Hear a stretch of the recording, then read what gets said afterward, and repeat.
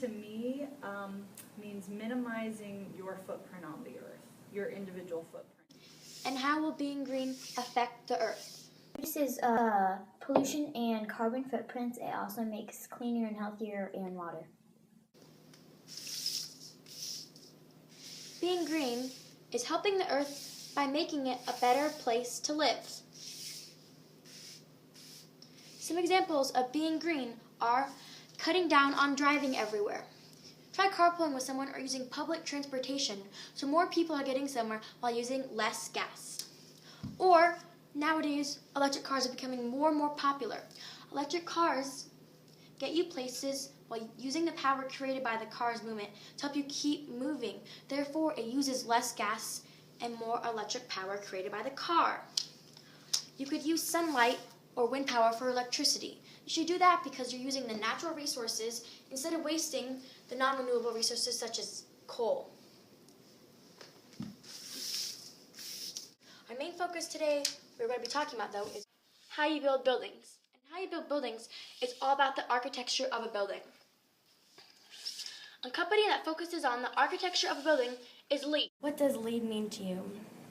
Well, LEED is a rating system, stands for Leadership in Energy and Environmental Design. And the purpose of LEED is to encourage buildings to be good to the environment.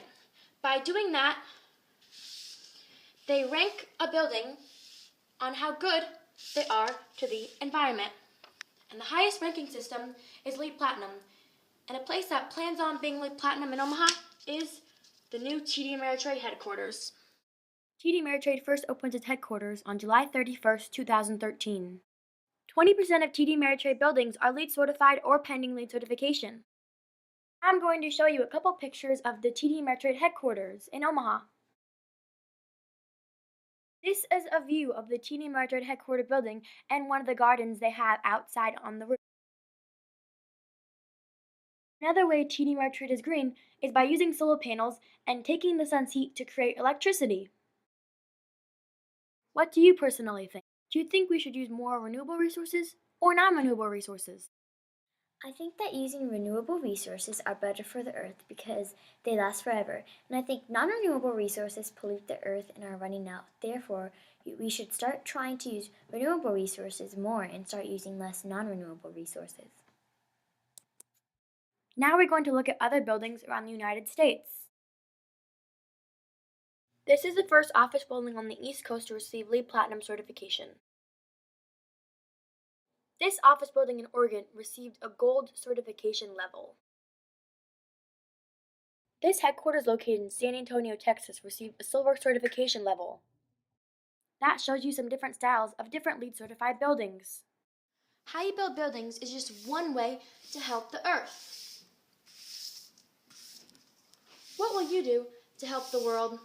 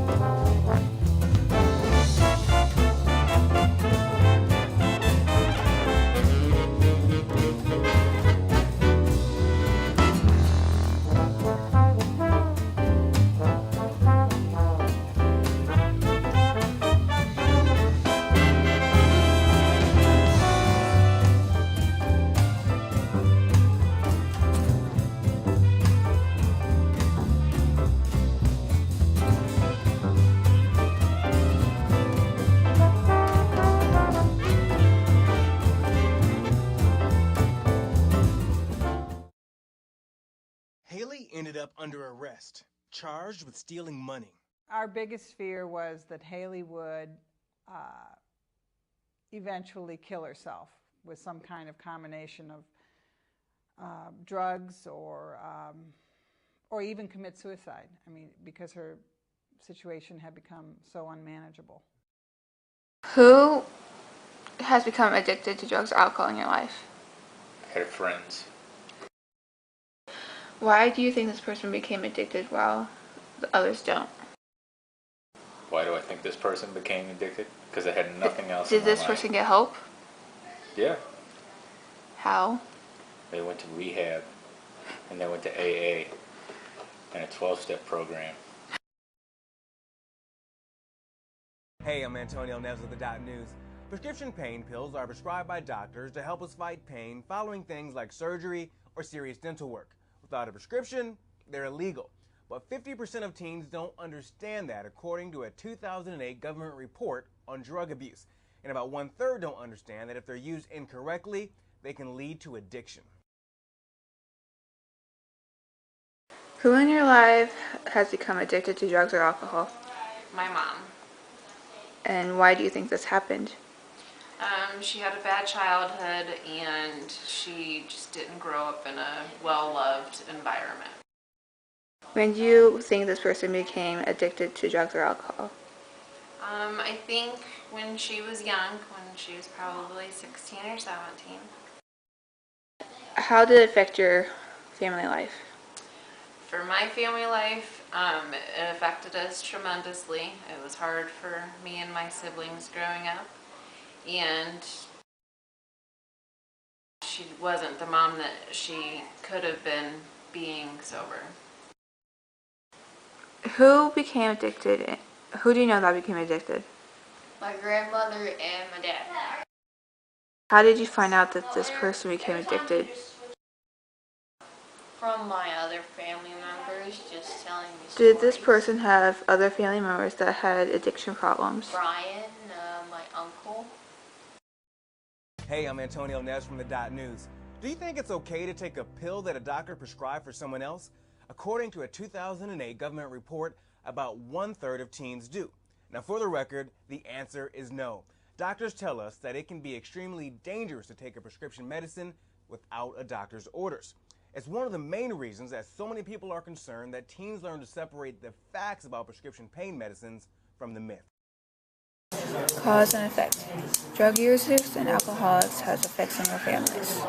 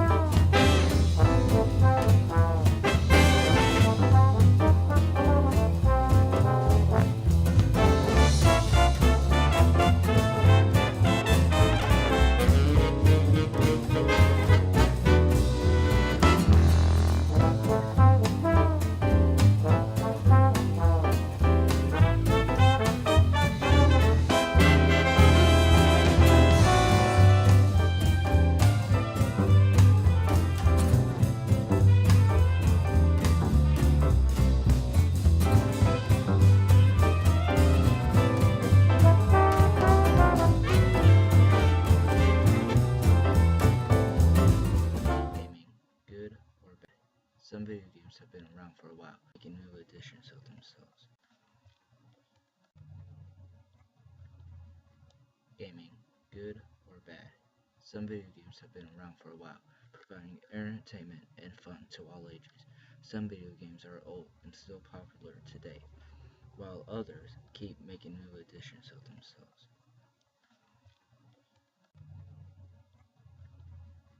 Gaming, good. What is your opinion on video games?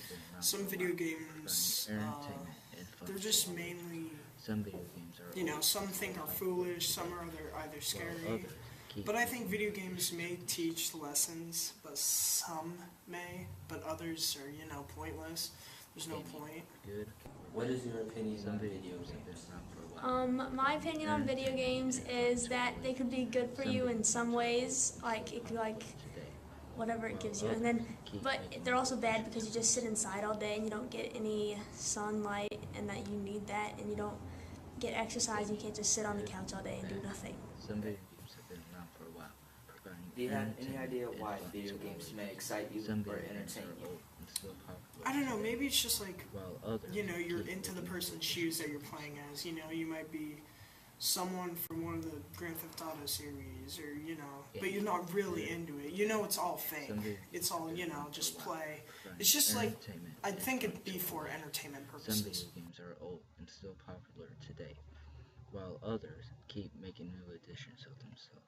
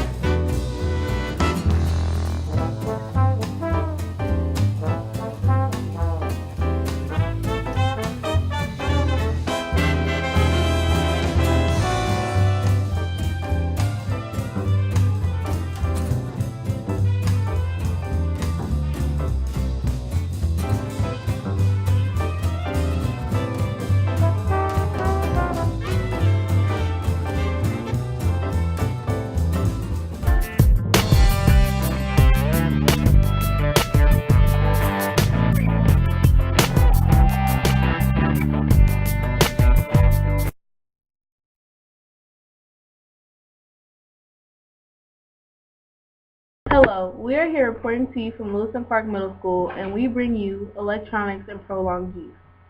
According to MayoClinic.org, the more TV your child watches, the greater the risk is of becoming overweight. Hello, we're here interviewing Jordan Brown, a student from Lewis and Clark, on electronics. Hi, Jordan. Hello. What kind of electronics do you have? At my house, I have a PC, and I recently just sold my Xbox 360, so I think the PC is a better fit for me, and it's less time-consuming. And how much sleep do you think you get due to electronics? Due to electronics, my sleep has been reduced massively. Before I found out all the electronics, I used to get 8 to 7 hours of sleep. Now I go to sleep around 2 or 3 o'clock every day. Okay. And how important are electronics to you? To me, electronics aren't a necessity. It's just something I can always go back to and rely on. But if I didn't have electronics, my life would pretty much be the same. And what do you think are the pros and cons of electronics? The pros of electronics are definitely that they're fun. You can always rely on them, and you can always go back to them when you need something to do. The cons are that it's definitely time-consuming, it reduces your sleep, and they're extremely addictive. Okay. This has been Samaje. Oh my. Here are some facts about electronics that we are sure will get your mind thinking. Too much time in front of a screen is causing increasing psychological problems such as depression and anxiety in children. It has been implicated in violent behavior, substance abuse, obesity, poor body image, decreased school performance, and sleep performance. An issue most teenagers have is texting, but too much texting equals a tired teen. Signs that you are texting too much at night are: we took a survey on 8th grade classes here at Lewis and Clark, and our results are surprising.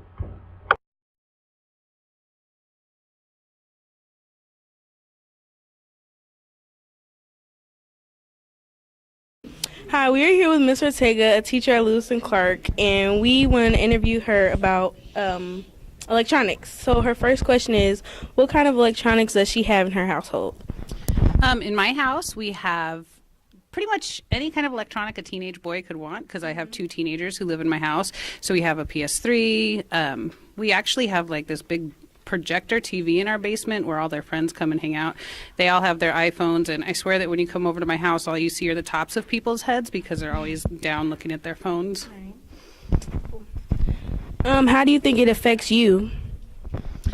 Well, you know what? Not many chores get done in my house because my kids are always on their electronics, and it really just angers me. So we actually end up turning off the Wi-Fi and changing the password quite a bit so that they can't hop on until they've done what they need to do.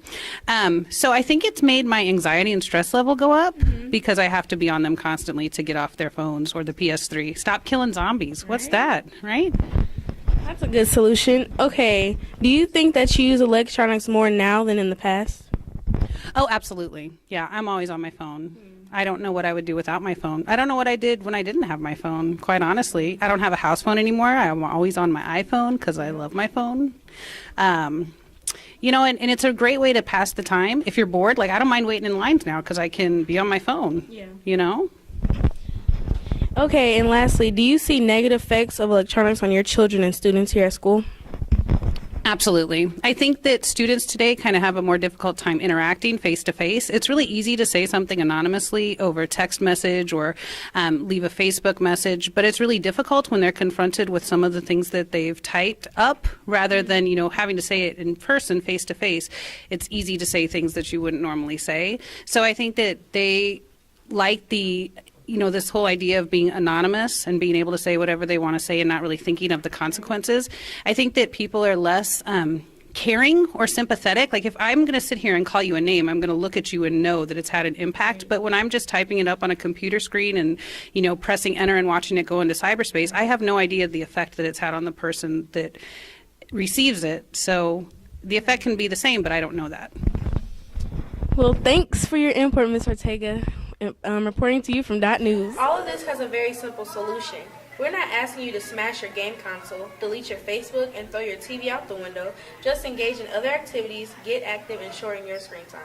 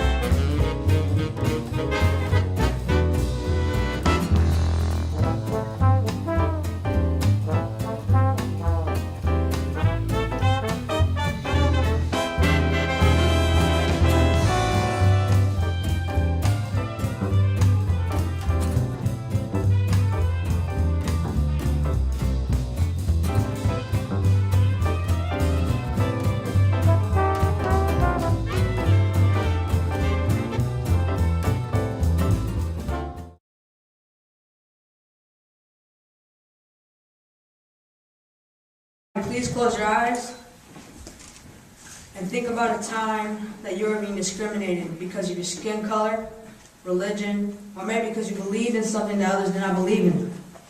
Now open your eyes and listen closely. Every day we meet people from Turkey, Oman, Brazil, Jamaica, Colombia, and Kazakhstan, yet we still have stereotypes for each other. My interview with Olegario tells you how we learned stereotypes and when we learned it. I think we learn when we are a child. Another interview says on why we should break stereotypes. Maybe to follow the rule, like the elders think. There's a lot of similarities. We have a lot in common, but there are also a lot of things that are very, very different. Another person comments about the stereotypes her country gets. Create a difference so that it's fun to meet new people.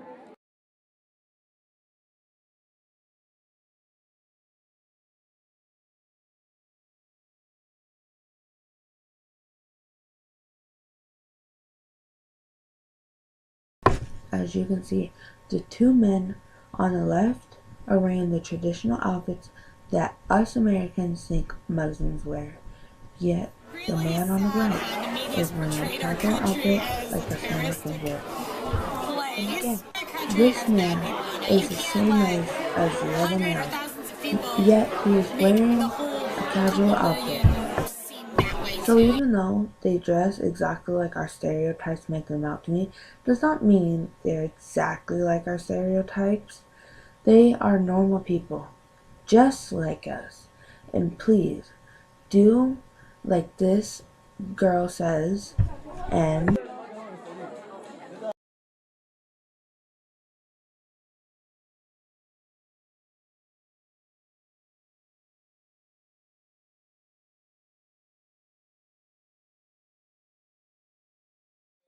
respect each other.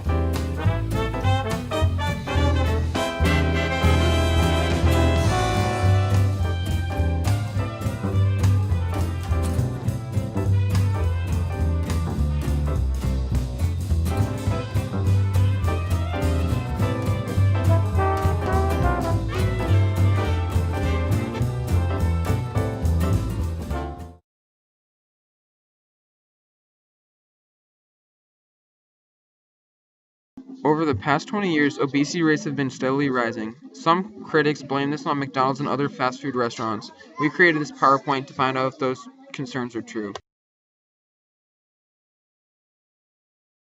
We interviewed Miss Clokey, a local science teacher, about the topic.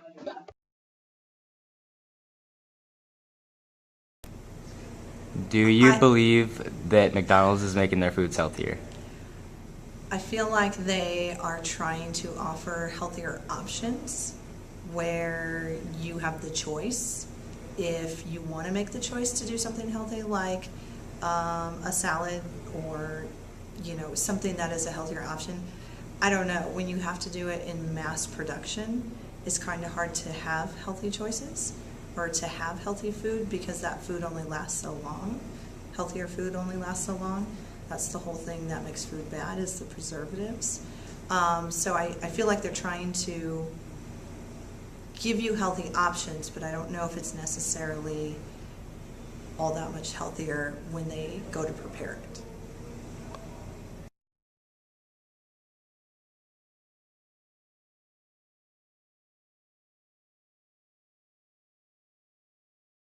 The top 2 reasons that people eat at McDonald's and other fast food restaurants are because they're convenient and cheap, not that they taste good or are healthy for them.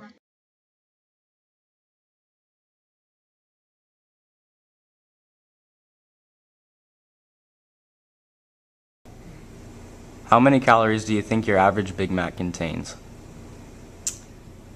I would say it's at least like 850. Your average Big Mac contains 12 or more hundred calories. 1,200 or more?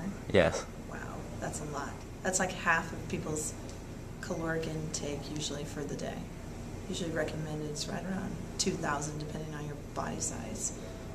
Less for some. So that might be, one Big Mac would be someone's entire food intake for the day.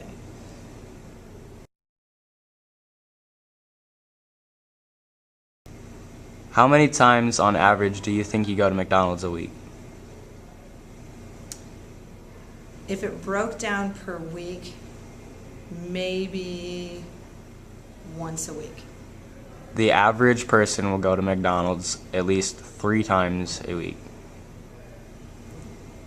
That seems like a lot. Like it seems like a lot of calories that people would ingest and would make it over their caloric intake for the entire week. No matter what the reason is for childhood obesity, we need to stop it now. Thank you.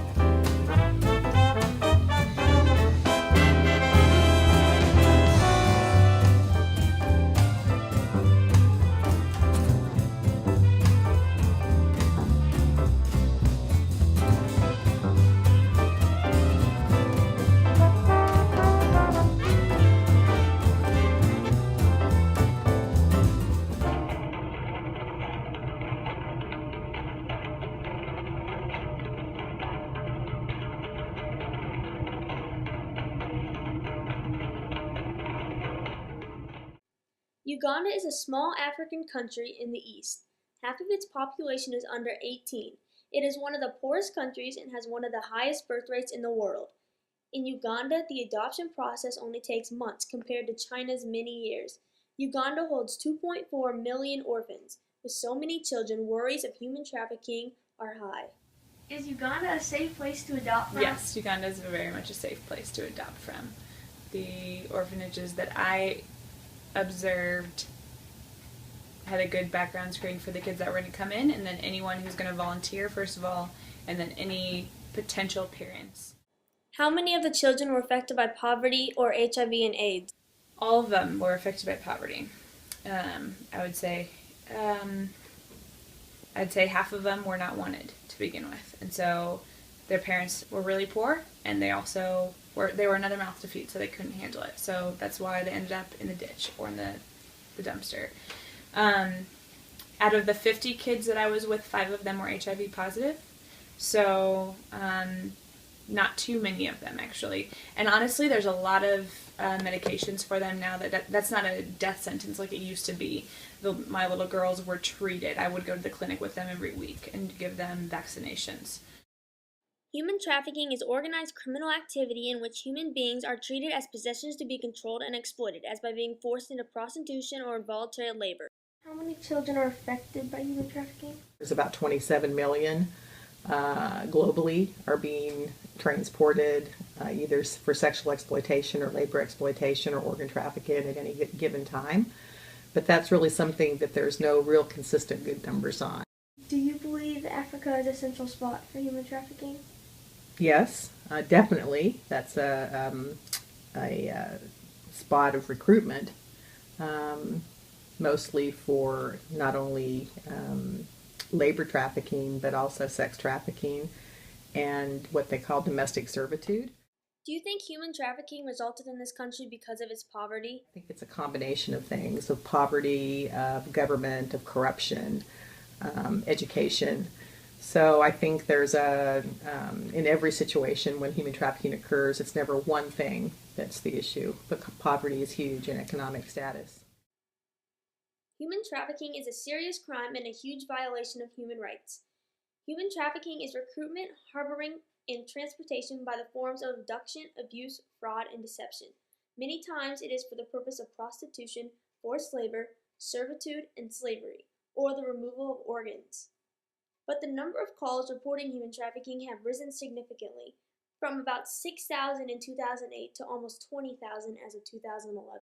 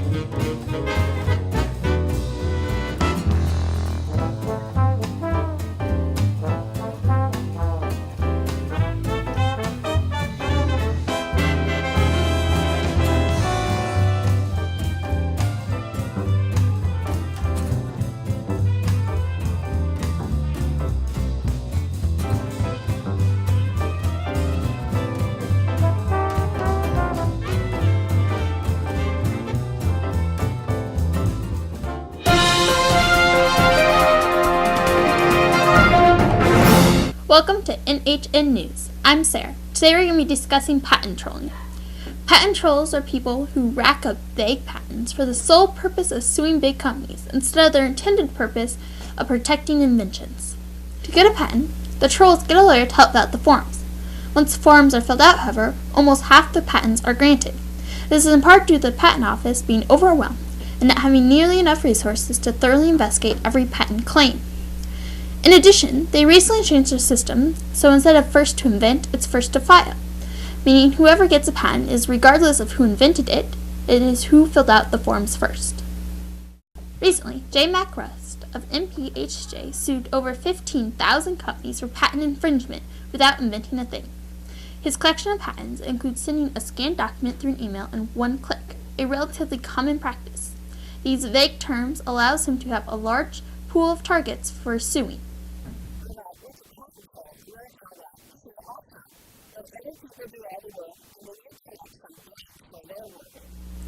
Companies that are sued for patent infringement have two options. They can either settle or fight the claim. If they fight the claim, they are responsible for proving their innocence, unlike criminal court. In addition, it is often expensive and can reach into the thousands or even millions to have a defense case, and will take years to resolve.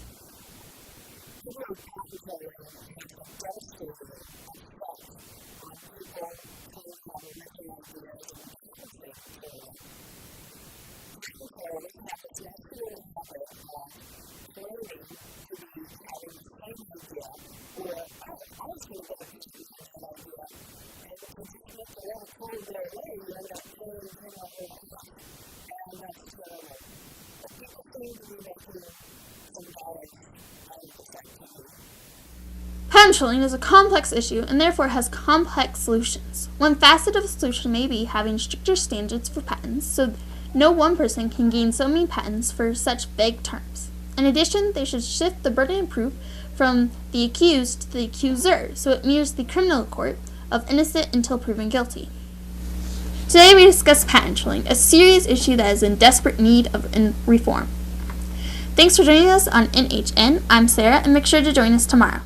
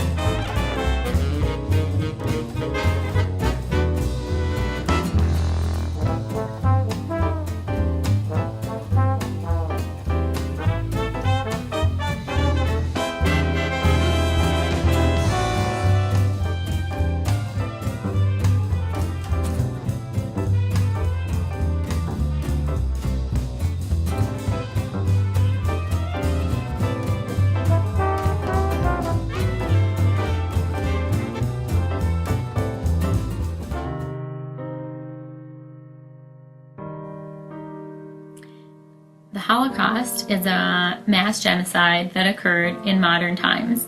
And that's one of the reasons why I think that it's really important and worthwhile for us as a modern society to study it. It's easy to think that things that happened a long time ago happened to people that weren't like us. But the Holocaust, in fact, happened to people and was perpetrated by people who were exactly like us. They drove cars, they went to movie theaters, they went to universities, they had schools. And even though they had lots of culture and lots of education, the Holocaust was still able to occur.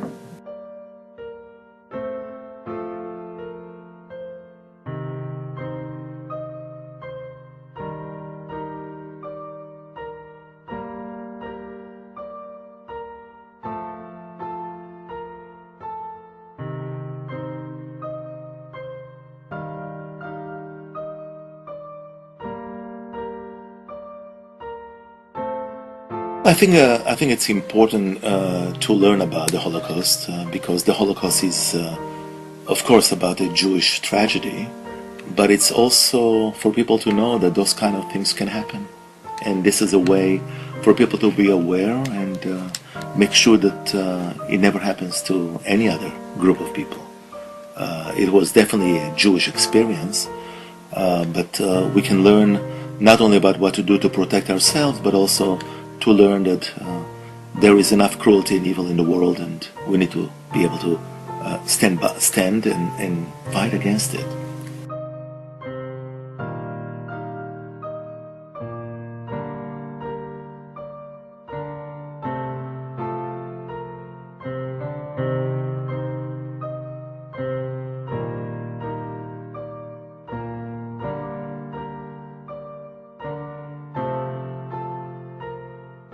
I think that we should learn about the Holocaust mostly because of the fact that it's our history as a Jewish people.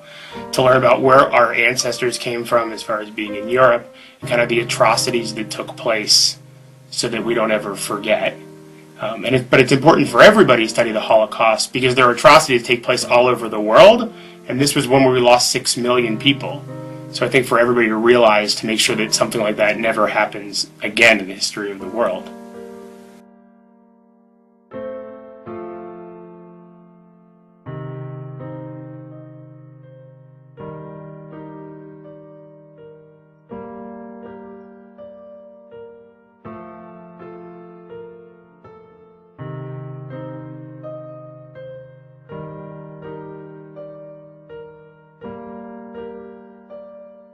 I've been a teacher for over 30 years, and many of those years I have been teaching the Holocaust. And some people think that non-Jews are not interested in teaching the lessons of the Holocaust, and I see that as having absolutely nothing to do with it.